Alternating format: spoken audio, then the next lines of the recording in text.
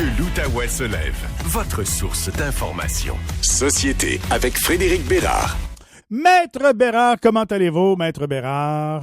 Ça va plutôt bien, content de jaser. Ben moi aussi, surtout content d'avoir reçu la confirmation de l'année et du modèle de la motoneige. Ah oui, je savais pas que c'était important. Ben, c'est très important pour l'histoire parce que je réponds à 34 questions par semaine.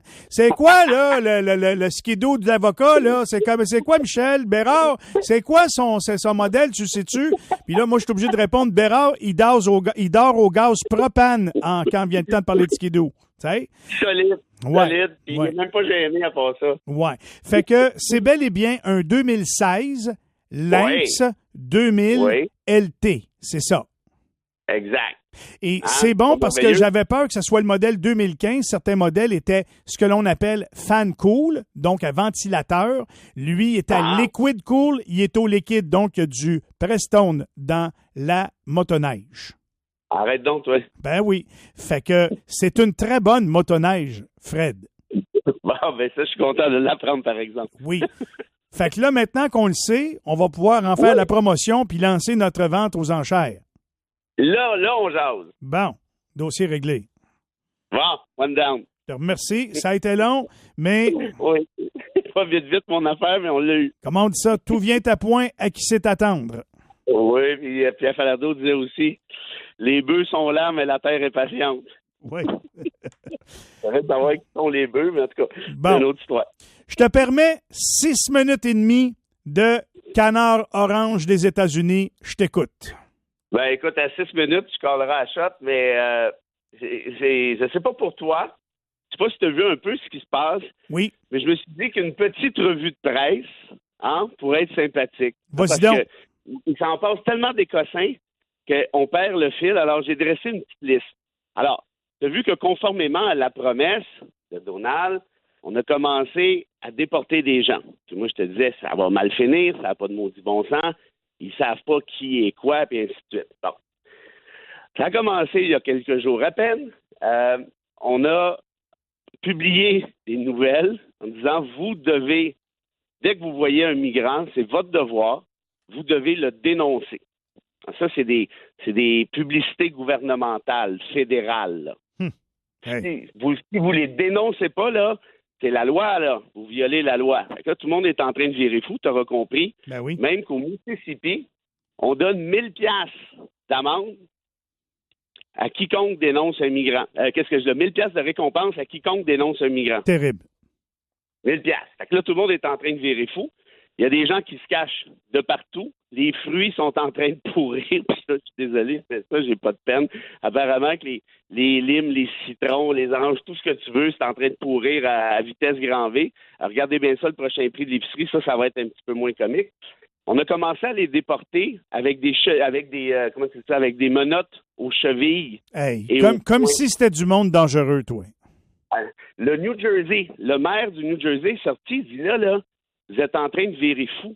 Le monde est caché dans les églises, dans les écoles. Puis il dit, il y en a là-dedans qui vivent ici depuis 30, 40, 50 ans, sont mariés, ils ont toutes, là.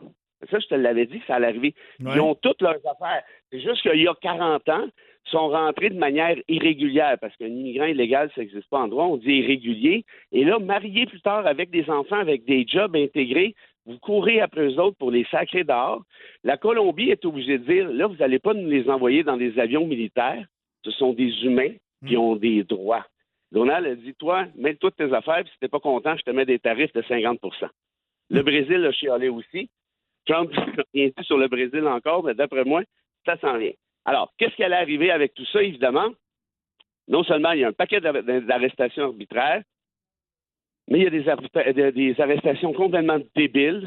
Hier, en Arizona, écoute bien ça, en Arizona, on a arrêté quelques dizaines d'Autochtones de la place qui sont là depuis toujours. Avez-vous le petit papier cossin? Ben non, je suis autochtone. J'ai pas le petit papier cossin, mais j'ai l'autre petit papier qui démontre vous n'avez pas le petit papier cossin, hein? Expulsion. Hey, écoute, buddy, là, c'est parce que j'étais là bien avant toi, là. De wow! Imagines-tu? Et là, c'est devenu, de ce que j'ai vu pour l'Arizona, mais apparemment qu'il y a des enjeux partout sur les réserves autochtones américaines. Déjà que Ça n'a pas été facile, hein, parce que les Autochtones aux États-Unis ont été assassinés. Il y a eu des génocides là-bas. Fait que le peu qui en reste, ils courent après.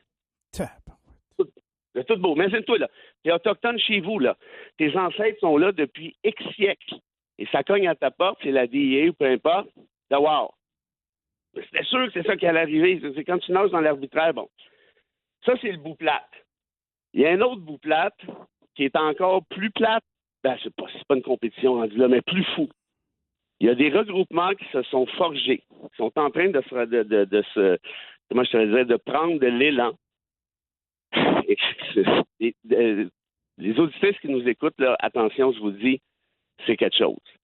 Regroupement de dénonciation de toute femme qui se sera fait avorter et qui se fait encore avorter. Ça, c'est un recul. Écoute, tout ce que tu nous dis, c'est un recul, ça n'a pas de bon sens.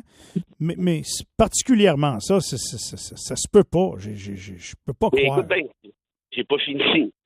Non seulement on cherche les femmes qui se sont faites avorter ou qui se feront avorter prochainement, mais on demande à leurs conjoints et leur famille de les dénoncer.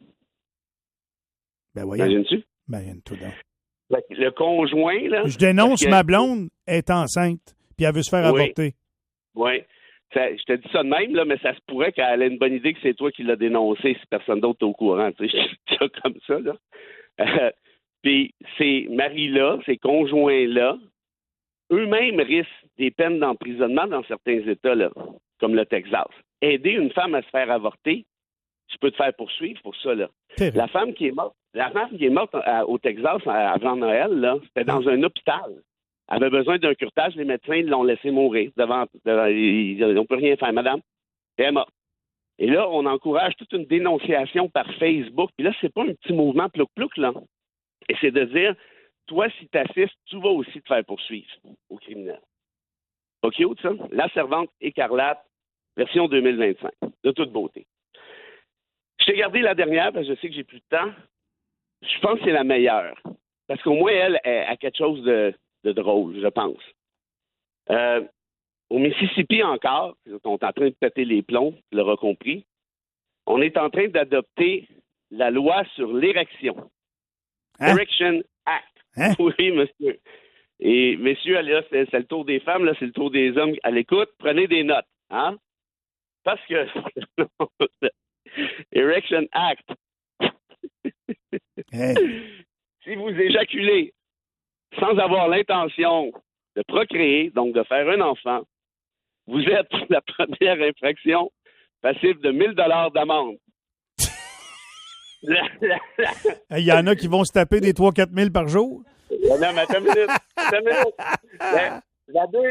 La deuxième fois, c'est 2 000 $. Oh, ben, Colin! Il y a une aggravation. Oh, oui, vas-y donc, le jackpot. Attends, là. Messieurs, ramassez-vous une bonne marge de crédit parce que la troisième fois, c'est 10 000 $. Oh, j'en reviens pas. Et la question que je vous poserai maintenant, OK, c'est bien le fun, là, messieurs et mesdames les législateurs, mais vous allez faire comment, mettons, pour appliquer votre loi?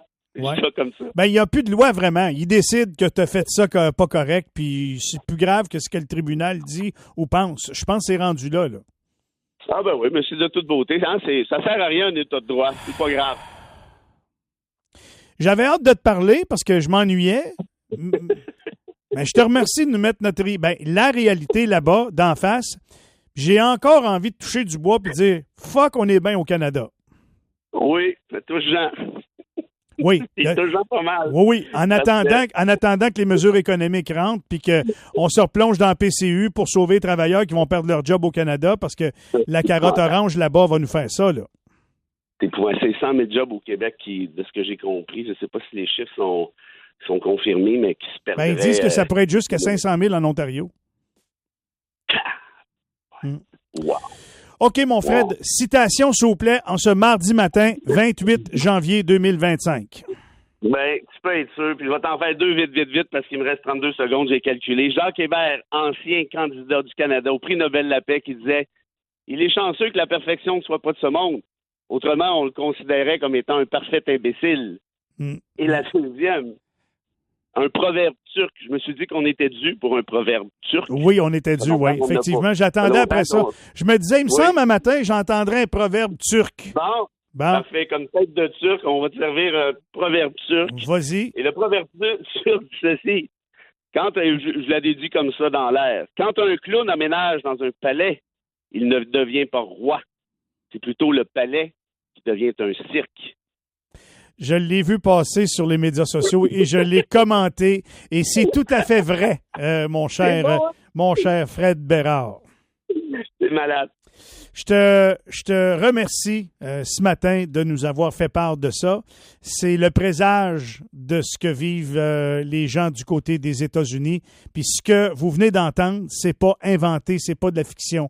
C'est la réalité de nos voisins du Sud. Merci beaucoup, Fred, avec sérieux, de l'avoir dit.